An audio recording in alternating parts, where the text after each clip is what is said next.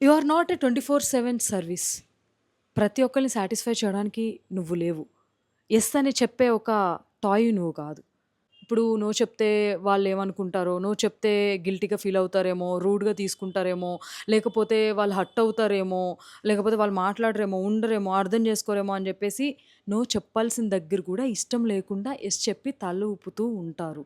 అది బయటికెళ్ళే విషయం అవ్వచ్చు, ఫ్రెండ్స్‌ని కలిసే విషయం అవ్వచ్చు, ఏదైనా వర్క్‌లో హెల్ప్ చేసే విషయం అవ్వచ్చు, ఏదన్నా అయ్యుండొచ్చు. Why it is so hard to say no when you feel it is a no? ఎందుకు యెస్ చెప్తున్నావు నీకిష్టం లేకపోయినా? చేసావా లైఫ్‌లో ఇలాగా? కొన్నిసార్లు కొన్ని సిట్యుయేషన్‌లో ఈస్ వెరీ కామన్. కానీ ప్రతిసారి నువ్వు నో అని చెప్పాలనుకున్నప్పుడు కూడా నువ్వు నో చెప్పకుండా యెస్ చెప్తూనే ఉన్నావు అంటే ఇట్స్ ఎ ప్రాబ్లమ్.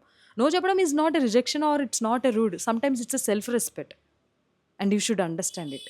అండ్ ఒకవేళ నువ్వు నిజంగానే ఒక పనికి అవైలబుల్ లేవు, రాలేవు, కలవలేవు, చేయలేవు అన్నప్పుడు నీ లైఫ్‌లో ఉండే పీపుల్ దాన్ని అర్థం చేసుకోలేకపోతే then they are not right for you.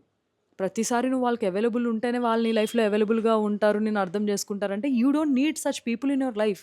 Sometimes నీకేదనిపిస్తుందో అది చెప్పడానికి నువ్వు కంఫర్టబుల్ ఫీల్ అవ్వాలి.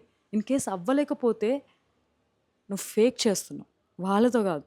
నీతో నువ్వు. You are not here to satisfy anybody. When you feel to say no, say no.